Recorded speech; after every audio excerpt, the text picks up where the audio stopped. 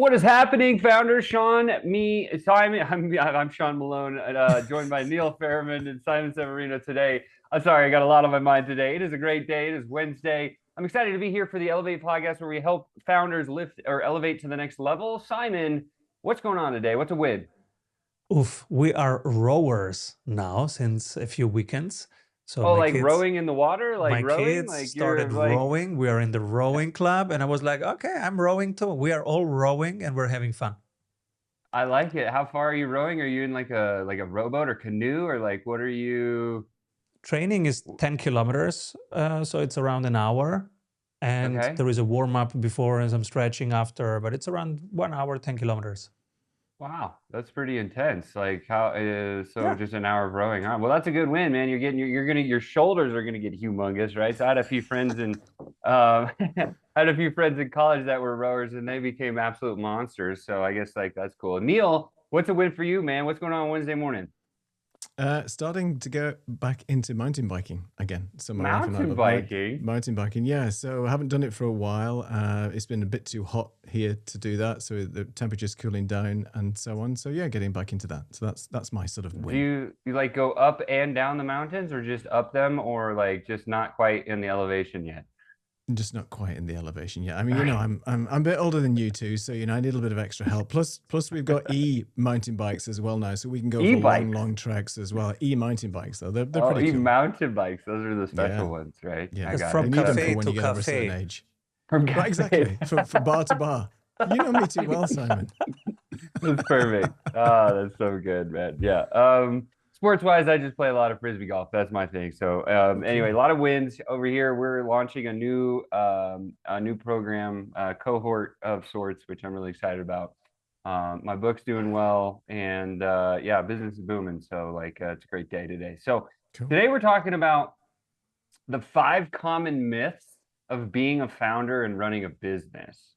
And we've named this thing bullshit bingo because like that's the right name for this thing. So the first myth, and again, I'm gonna come to you guys for some myths as well, but the first one that I thought of is this one. So you guys can bust the myth. The myth is you need a completely original idea to succeed. Now, would you say that's a myth or would you say that's truth? And Bullshit. The why? most boring companies are the best companies. Friend of mine started a funeral company. Like they put people into the ground. Most boring thing, not unique, has been around 100 forever. Great 100% business. success rate, right? Great business. 100% net retention score. Oh, I love that business model. That's a good one. You'll just never run out of clients. It's perfect. Oh my gosh. But they don't refer Okay. people. Or think of Yeah. waste management, right? The boring Yeah. businesses are really good businesses. Yeah. I think it's interesting about taking an original idea. Original ideas typically are a really terrible idea. The better way to market that I've seen over the past nearly 30 years is to take an idea or a hybrid of an idea and then call it something new, rare, or different, put a different spin on it. But again, we always have to look at the market because if you're building some new thing that's never been sold before, who are you going to sell it to, right? Is there a market that you can even go get? And the chances of you finding and establishing and growing into a big market with a new idea like is very, very slim. It's going to be one of the hardest things that you ever have to do. So this is why actually when I was studying under Russell Brunson directly, and I still study under him, he's my marketing coach, and then Steve Larson, one of the things that they described to me was this red ocean, blue ocean concept. Neil, are you familiar with the red ocean, blue ocean concept? I think you've mentioned it before, but please elaborate. Okay, so like red ocean in the business frame would be realtors trying to sell homes. There's a million realtors trying to sell homes. It's a really bloody fight. Who never knows who's going to get the next deal, right? And a blue ocean would be the where the different new or rare opportunity is for the realtors to go so they don't have to swim in the bloody red ocean, right? And the way to get them over to the blue ocean with a new offer in something that helps you sell more real estate is called a purple offer. So you have the red ocean on this side, the blue ocean on this side. And if you're the person who's bringing people into the blue ocean, you need to have a purple offer that sits in the middle, right? And in fact, there's a book written about that, which I think is a cool thing. So, so that's, I would say, like a completely original idea to succeed. That's a big topic. Neil, you don't need a completely original idea to succeed. Would you agree? Yeah, definitely. I mean, just look at Apple, right? They've done various iterations on things that are already out there. Phones, they didn't invent the phone, but they matched many things together with an iPhone and made something quite unique as a selling point. And it was a lot of people that needed certain things within that phone, and they just brought all of them together: email, applications, phone, have something mobile. But yeah, And I think they're used with like Apple. I just saw a report on that. Like Apple just broke the all-time phone sales record like yesterday or something ridiculous. So it's like the iPhone's not dying, right? What they did to the phone example is a great example. They made it simple and beautiful and eloquent, right? And everybody copied them, right? Everybody, Samsung and everybody else said, "Oh, this is a great idea. Let's put our own spin in it and our own twist." So again, it's not an original idea. And I think to your point is right. My business isn't based on anything original, but it's my unique spin in it. It's my experience and it's my take on how I can help people. And it doesn't necessarily mean that I've invented something new. It's just that I put my spin in it and made it a little bit of my own. Yeah, and I think when you go to like marketing, because marketing is a whole thing that you have to learn in itself. Sales is a whole thing you have to learn in itself. Ask Simon; he's one of the best in the world. But the idea of like when it comes to marketing, you never want to market or position any business that you have as an ER. So bigger, better, faster, newer, anything like that is going to give your prospects a comparison basis, right? Hey, it's faster than the iPhone. Well, now you're comparing your phone to the iPhone and you're probably going to get smoked, right? But if you say, no, this is new, different, and rare, it can still be a phone, but it's a new, different, and rare phone, because when you position as a marketer as new, different, and rare, then your phone, there's no comparison bias that's being brought up in the consumer's mind. And so I think just as a pro tip there, and the big takeaway for anybody listening that's doing some marketing and just learning, when you position your products, don't position them as bigger, better, or faster. New, different, and rare are the three words you want to stay focused on. Simon, you need a completely original idea to succeed. Why or why not? Most ideas are very boring, and it's showing you that there is an eternal need for that, right? Funerals, waste management, one of the best companies in the planet. Sugar water for Americans, always a great idea. They take it. Nothing new. All these drinks, they're all the same. Sugar with some chemistry with some water, right? It's all the same. And then you will see 20 new drinks this year. Not a single one is new. You tap into current markets. The next bullshit idea is client of mine, since 20 years, a client of mine, now he starts his own thing. So they were a larger company, and now he starts his own thing. I meet him for dinner. He says, "Simon, I'm starting my own thing." I say, "Yeah, amazing. Come on, show me the website." "Oh, I don't have a website yet." I say, "All right. So how are you starting this thing?" He says, "So the next weeks I'm writing the business plan."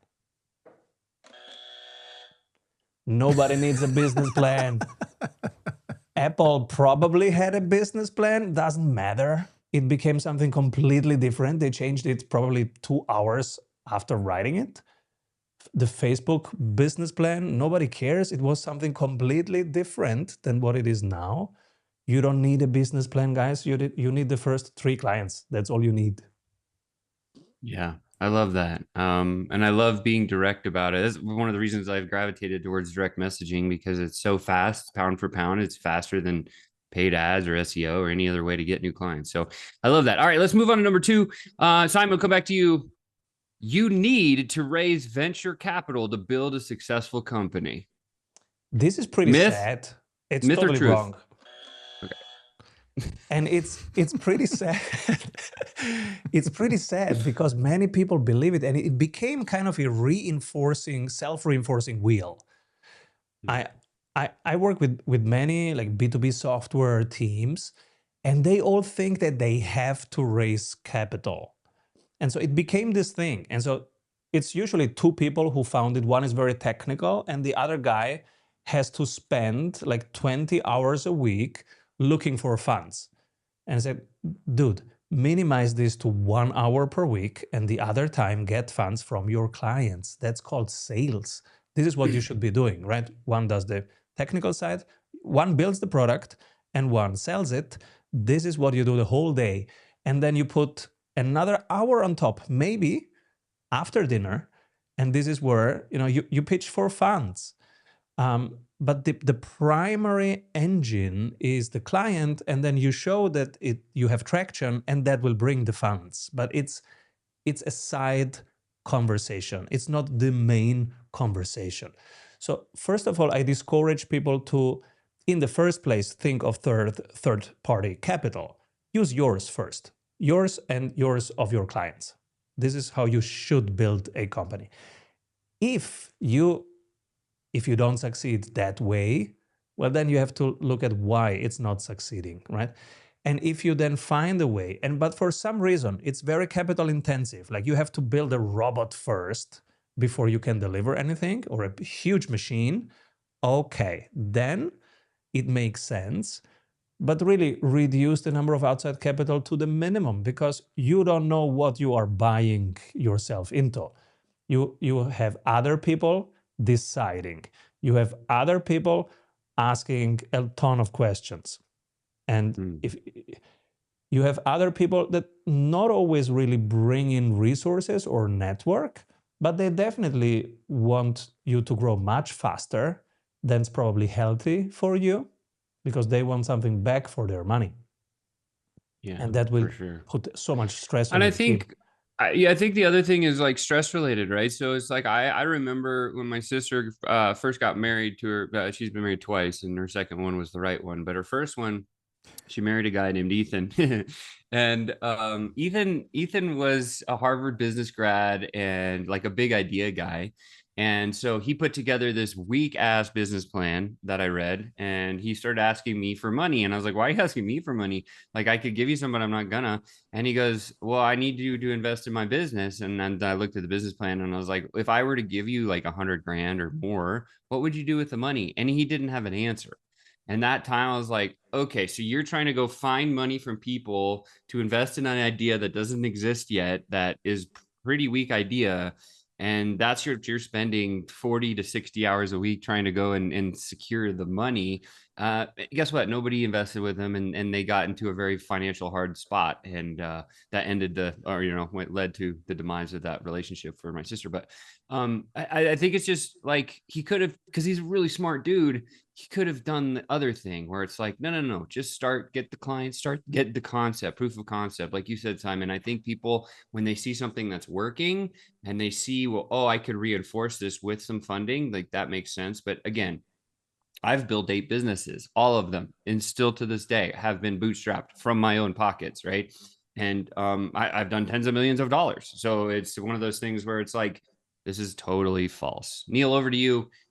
The myth is or the statement, you tell me if it's myth or truth. You need to raise venture capital to build a successful company.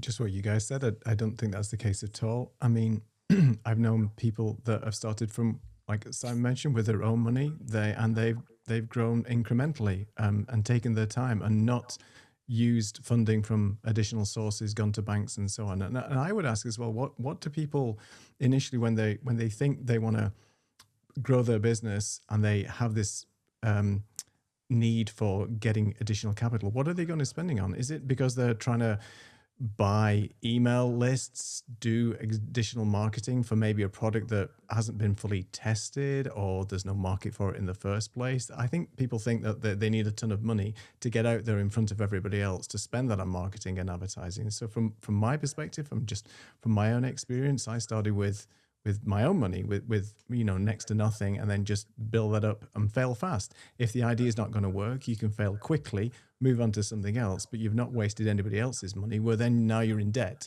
and having to sort of pay that back. And to Simon's point, it all depends on what you're trying to build. If you're trying to build the next AI robot, if you're Boston Dynamics, you're going to need a ton of funding. You need to build something, manufacture something, and so on. So that's where I think you probably do need a business plan, and you need some ideas around how you're actually going to spend that money and so on. But if you're starting yourself as a founder of your own business, then keep it small, and you don't need a ton of funding. So I think it's a myth. If I had Simon's buzzer, I'd be pressing it now. There it Thank is. you. Okay, let's go on to the next one. The next myth or truth, you decide here if you're listening. Founders work 24/7 and sacrifice everything. That's the Simon. book. That's the book that I'm writing. It's another sad situation because most people believe it.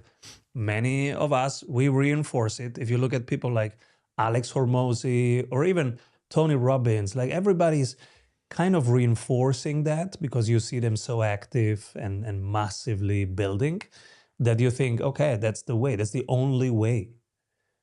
And maybe it is a way for a specific stage of the business. But actually, that's the book that I just finished writing with Jay Abraham that we're going to launch end of this year. It's called Time Freedom, how you get through 10 millions in revenue without working more, but rather finding geometric ideas. Jay calls them geometric ideas, things that change the course by slightly changing the activity, but it changes the course much higher in an exponential way. Think of the compounding effect. Instead of making 20 more calls per day, you start licensing your knowledge. It creates recurring revenues, residual revenues, even passive cash flow streams. And so I think it's absolutely not the case that you have to grind and you have to hustle. Now, most of us, we work all the time, but it's not because the business needs it. It's because we are fueled by the passion for the people and for the ideas. And we picked those people and we picked those ideas in the first place. So yes, there is intensity, but grind is something else. Grind is, oh, I don't want to do it, but I have to do it. That's very different. Yeah, I love that. So, Neil, over to you. Founders work 24/7 and sacrifice everything. Would you say that's a myth or truth? I think there's a little bit of truth to begin with, depending on, as Simon said, if you're trying to build something from scratch, you might be putting your efforts and energy into the wrong things. So therefore you'll suffer very quickly and suffer burnout. So maybe there is an element of that for some people that just maybe don't have a direction, maybe are a little bit, I wouldn't say clueless, but it's hard for them to focus on just the one thing. So they spend a lot of time maybe spinning wheels, putting a lot of effort and energy into things that maybe they don't need to do. Now, Simon's book, which I've read, has some amazing techniques in how you can reduce that amount of effort and really focus your intention and your energy into something that is actually going to make a difference to your business, instead of maybe looking at things and focusing on stuff that isn't as important. And that's how you can really spend all your time on your business and really not focusing on the right things and putting your energy into something that isn't going to give you the return, or it's just going to be too painful every morning you get up and say, oh, I have to do all these things now, but really, it's not conducive to helping my business, then those are the things you should be focusing on and fixing. So I think there's an element of truth into the fact that some people can just go full on 100%, work 80, 90 hours a week, just spending all their time on the business, but maybe it's focusing to the wrong efforts. Yeah, I agree. Things I'd add, there's two things I'd add here. Back when I was a little wee kitty, a little guy, my dad once upon told me, he said, people are going to come into your life for a reason, a season, or a lifetime, right? A reason, a season, or a lifetime. When you grow up and you try to apply that lesson into business, most founders are like, this is a lifetime project, I'm going to slave. At least that's most of what first people start to think when they go into like business ownership, unless they've been educated and from people like you. So like, as I thought about that for a long time, I came up with this, like the speed of business, right? Because the speed of business, I think, is really important, right? And so founders working 24/7, that can go pretty fast, right? You can go fast if you do that, and you can sacrifice everything. You can lose relationships with your family and everybody else. And I mean, it happened to me when I first started. I lost all of my friends and family, and my best man from my wedding doesn't talk to me anymore. And it hurts, right? Like it because I was working a tremendous amount. And that's when I realized the speed of your business is dictated by the capacity of your systems. And so for founders thinking, or for anyone looking at a business saying, oh, no. If you're going to be a founder, it's 24/7, sacrifice everything. That's true for a season if you're smart, because then what you want to do is you want to focus on building the systems that can handle capacity, and they could create MRR and create some of the things that Simon was talking about. So again, the speed of anyone's business is dictated by the capacity of the systems. If you as a founder are the system of the whole business, you will never get a break.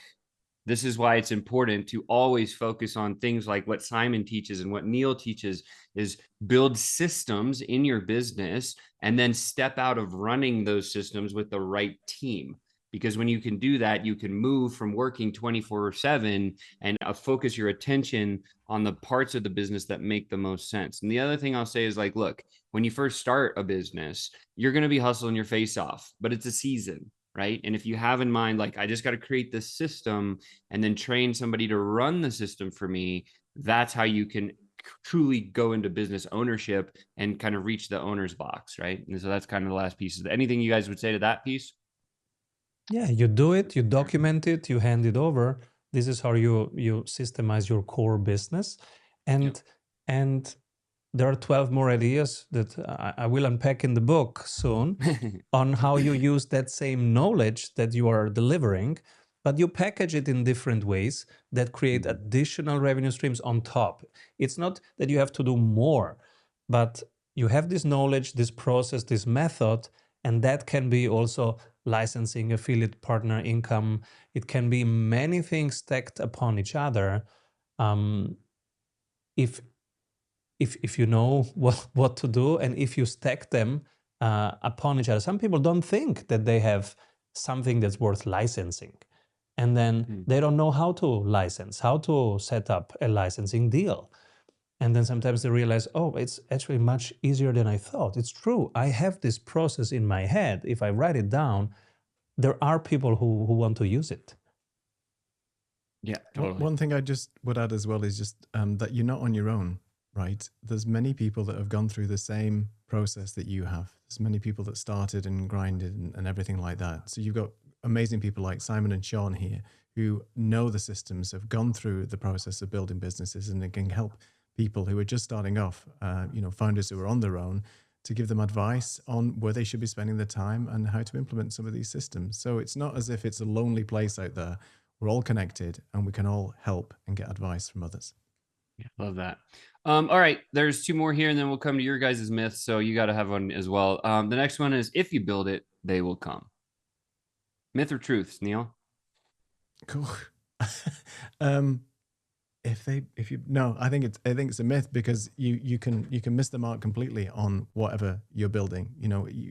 If there's no market for something, as we talked about before, if you've got this grand idea and if there's no market for it, then no, you can build whatever you want. But if there's nobody that wants to buy it, at the end of the day, what are you doing? What are you building? What are you actually creating a business for? It's to serve others. It's to solve problems. It's to whatever that particular thing is. But if you haven't done your market research and you've come up with this grandiose idea that I'm going to do this today, I'm going to make, I don't know, a bottle washer for cats, I don't know, something ridiculous, then, there's no market for it, right? You haven't tested the water.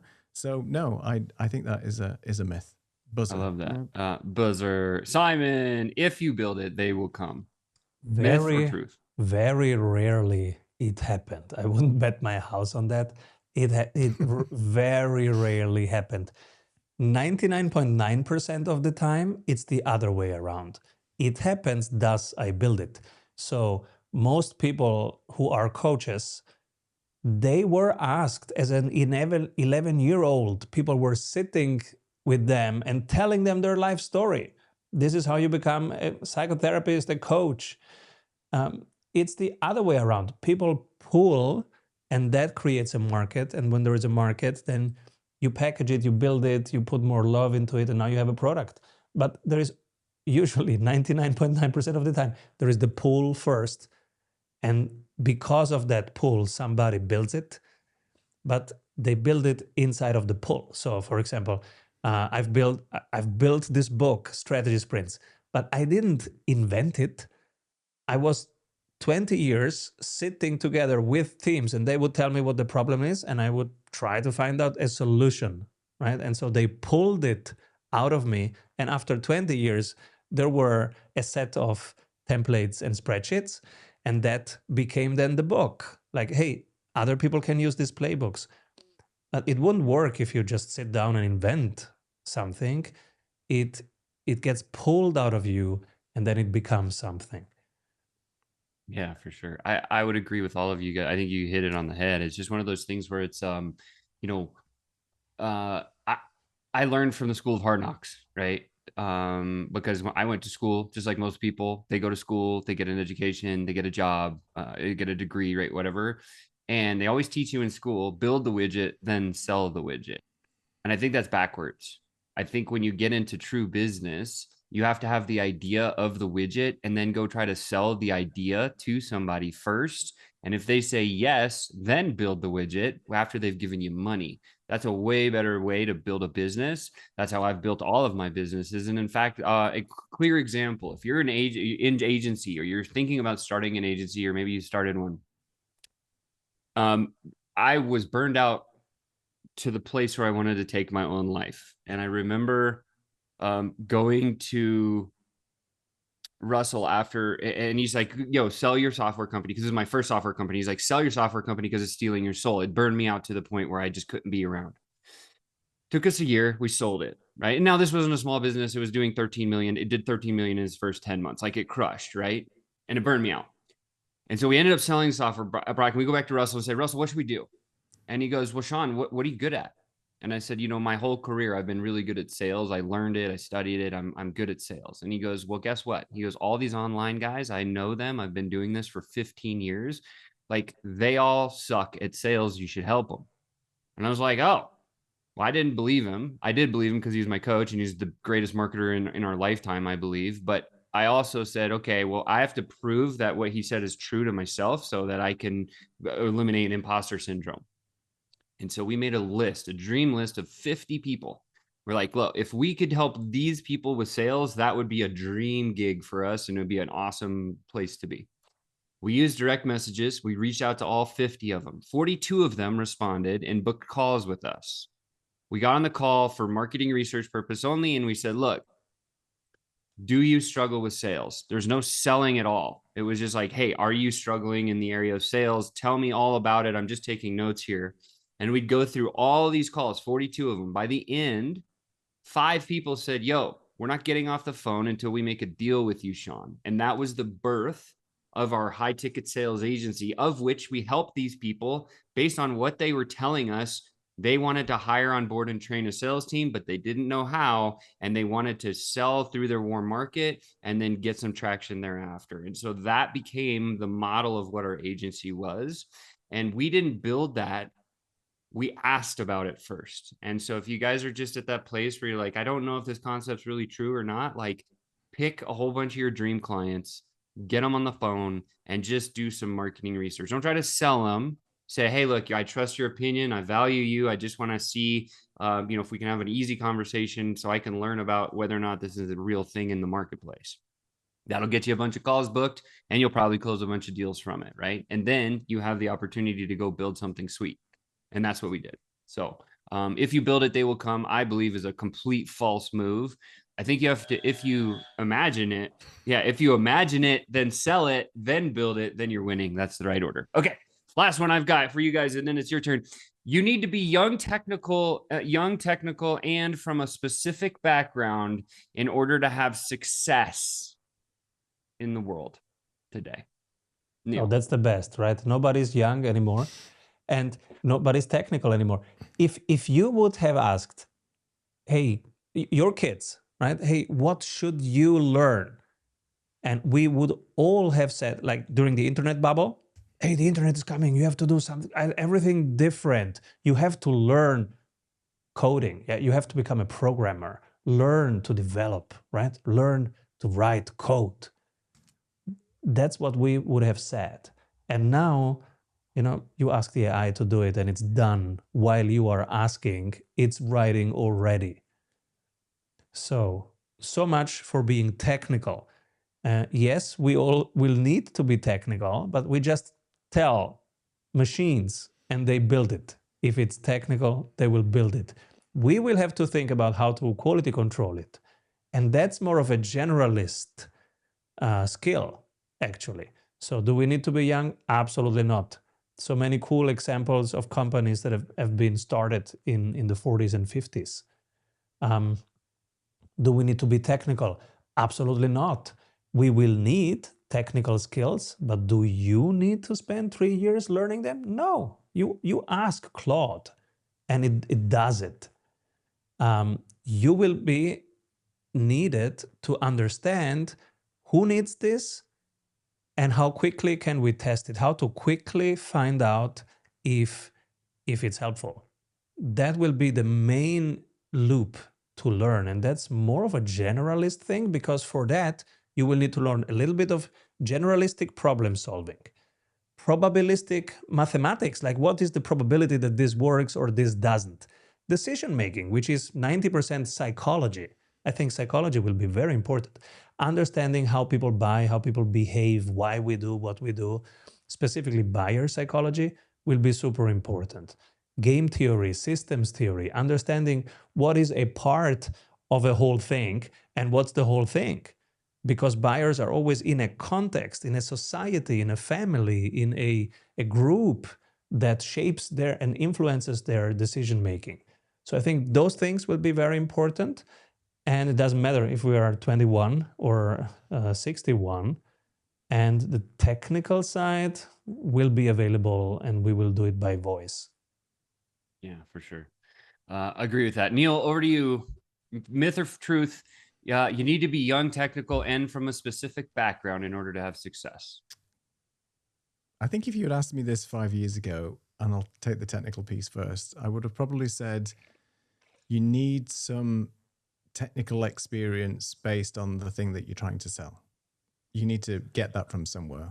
But as Simon's quite rightly pointed out, AI is around now where you can get as much information on any subject anywhere in the world for anything that you could possibly think of. So maybe the route to learning and gaining that technical experience is much shorter than it used to be. So that's the first thing I would say, that we're in a time now where information is everywhere and you can basically find anything out about anything that you want. Now, you don't always have to trust that, as we spoke about on this previous podcast before.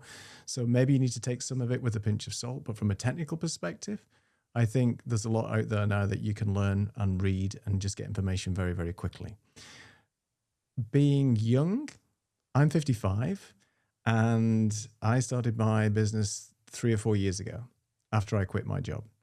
So no, you don't have to be young, but I do think my experience in consulting, IT, and working with customers over the years, again, to people's psychology, how to talk to people, how to interact with people, you can't really learn that from a book. I think that is an experience that is gained over time. And the average age of entrepreneurs and founders, I think, is around 45, 46, something like that. So statistically, as an entrepreneur, as a founder, we're right out there yet. So the 45-year-olds are crushing it from an average perspective of being a founder. And what was the other question? Sorry. Yeah, you just need to be young, technical, and from a specific background. I think you kind of nailed that. From a specific background, yeah. I don't think from a specific background. It depends on the niche, right? If you're actually going into business based on something that you've worked in and learned over the years, absolutely. But not necessarily that you have to sort of start from scratch and so on. So no, myth. Yeah. Big myth. I agree. Myth. I think it's a myth. The things that pop into my head are the book I read every December, Think and Grow Rich by Napoleon Hill. You guys read that one? Yeah. Yes. I hope everybody's read that book. If you haven't, go get it. It's a classic. In the book, he cites several examples, and the one that kind of pops to my head is Ben Franklin, right? Ben Franklin had like lots and lots of patents, and he was able to span across different sectors with his knowledge that he'd grown by just learning stuff. And so young and technical, the thing that they said in that book, young, the people that make the most income, you don't make the most income in your life until after 40, right? It was stated in the book from thousands and thousands of examples. And so anyone that hits it big before they're 40 is usually kind of a shooting star. And unfortunately, those are the shooting stars that everybody tries to grasp onto and tries to copy, but they can't, right? And so being young, technical, and from a specific background, I would say young, definitely not, simply because you make the most of your income after 40. Technical, I think you don't need to be technical. You just have to grasp concept and idea and be able to communicate it well. And then you can use all the tools and resources that are out there. And then being from a specific background. Look at Elon Musk. He didn't come from a tech background. He didn't come from a space background. He didn't come from his first big business was PayPal. Right? That's a credit processing thing because there was a problem in South Africa with the way that people could collect money. And he found the internet and said, maybe I can build this weird thing. Let me go see if it's a thing. And guess what? PayPal's born and he makes a bunch. And so I think it's just interesting to think about, like, if you're truly motivated, hungry, and focused, and then like things like discipline and all the other leadership traits and qualities, if you have those things, you can really make it a run of just about any concept that you want to, if you're truly passionate about it. So that's what I'd say. Okay. Let's go to you guys. You now need to tell us or share with everybody listening, the founders here that are trying to elevate to the next level, what's the biggest myth that you've come across in your business career? Neil, you start. You need to quit your job straight away. Okay. So if you depending if you're already in work, right? So I'm just going from my experience. So I was in a job and I had this passion where I wanted to help others with video production and online presence and all that kind of good stuff. And my job was absolutely nothing related to that. Yes, there was more Zoom calls going on, but that was because of COVID and everything else. And people were saying, "Oh, you just quit your job and start this company and you'll make lots of money and it'll be great and you won't have to worry about anything." If you've got no responsibilities and you just want to take a chance, then go ahead, quit your job. But to me, that was the biggest myth that was mentioned, that I've heard and I've seen, because it's much easier and less stressful on yourself from a burnout perspective to run your idea, your business, your startup in parallel to start with, at least. At least you've got some money coming in from your current place of work, and then on the side, as your side hustle, you can turn your side hustle into a business. And that's the way that I would encourage people to look at that, unless you're really desperately fed up with the work that you're in right now and you just want to ditch it all and go on. But that, to me, is one of the biggest myths. Don't quit your job straight away, because that's going to put undue pressure on yourself. And if you fail, then you're going to have to look for work and so on. So that would be my take on that. Yeah, I would actually also agree with that. The thing that I'd add to that, I think that's definitely a myth as well. Don't quit your job, because when I learned internet marketing back in 2016, right, I've been a student of sales since I left college, and that's my vocation. I'm a sales professional through and through, and I'll always be that first. I'm a student of marketing since 2016. When I found marketing online, I saw this little kid walking across the beach, and he's like, "I made all this money online, just buy my system." And so, of course, like, we see the ad and we get excited. So we bought it. And the first thing they said in that course was like, don't quit your day job. Build this side hustle until it exceeds the income you're making from your primary, and then walk away from the job. And so based on what they said in that program, I was like, okay, I'm not going to quit my other sales job that I have right now. I'm going to go figure this thing out. And my wife and I started figuring it out, and it took us 90 days. And by the end of the 90 days, we had started to see the revenue starting to exceed. And again, ours was back in that day, it was like, I only needed like $3,000 or $4,000 a month in order for me to be able to walk away from the job I was doing. And so we got there, and that was that. And next thing you know, that parlayed into me continuing to learn some knowledge and do some other things. So I do not think, and I think the other thing to remember is, guess what? Everyone says I'm busy, I don't have time. Everybody on this planet, just like they go to the graveyard at some time in their life, everybody has all the time that there is available on Earth. Like, it's the one resource that everybody is limited to, but they have all that there is. And so it's how you allocate that time is what really becomes important. And so if you're thinking about, like, oh my gosh, like I got to quit my job so I can put all my time into this. Like, not the best choice, right? Be passionate, focused, disciplined, hungry to go do the thing, and spend every waking minute outside of the where you're earning income to get that thing overtaking what you're currently doing, and then leave. That's what in fact, when I started that company, it was a network marketing business that I built. And my goal was to help 100 families just to do that. And I got to 69 families and then I burned out. That was the whole story. Like, but yeah. Anyway, long story short. And the goal was 100 families make 20 grand a month. And I got to 69 families making 20 grand a month. I was very proud of that. Still am. And I still have all those friends in my life, right? Like they always call me all the time, like, thank you so much for helping me get out of my job. And we did it the right way. So I think that's kind of a cool myth. Simon, over to you. The myth or truth, you have to quit your job before you start. No, there are wonderful ways to do scale it slowly on the side. You can start with 2 hours per day in the morning or in the evening, depending what kind of person you are. If you're more a morning person, you want to start earlier and then do your job. If you're an evening person, cut Netflix and do it instead of that. Like I usually start my own things. I also have passion projects that I start on the side. Like in January, I started selling options. Never did that. So I had to learn. I had to build my own process. I had to find out how to do it. I did it on the side, right? I literally cut Netflix and did it in the evening. I'm not an evening person, but that was my wasted time, right? Watching Netflix. And so instead of that, after I bring the kids to bed, I then go to my options. And that's how I built the system. January, February, March was finding it out. And then it started working in April, May. And then I said, okay, now it's working. I saved that process and I'm sharing that process now in the Sprint Club. Does it really, and some people say, oh, but it's very complicated because there is so much math and there can be so many angles.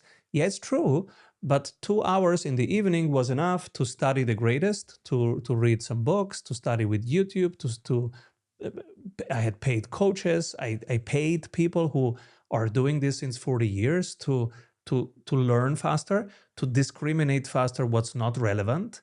That's the most important thing. But you can do that with 1-2 hours per day on the side until you know it's solid, and then you jump.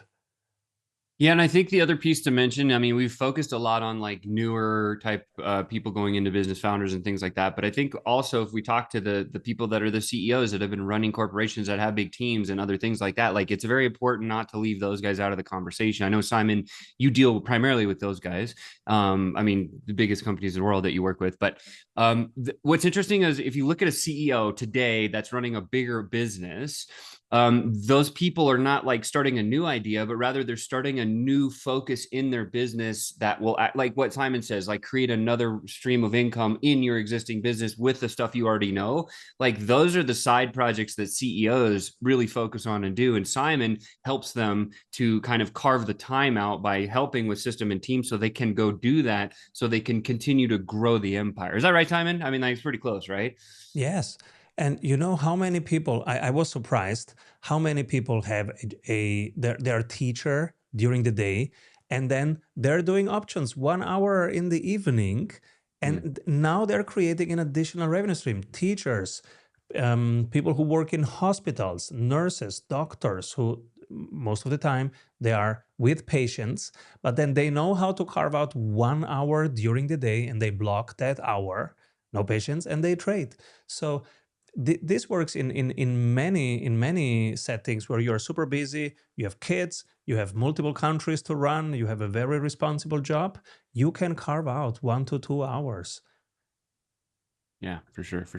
All right, Simon, last one, over to you. What's your myth or the biggest myth that you've encountered in your career so far?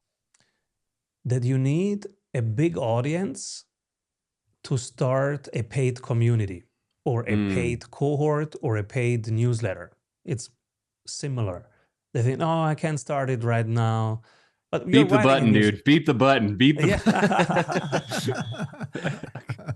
You don't. So there are many examples in the Sprint Club where people have an audience. It's not a huge audience, an audience, but then they start a paid group program and they fill it, and there are ways of filling it. I've seen newsletters with just 60 subscribers that immediately go to paid mode and they start monetizing.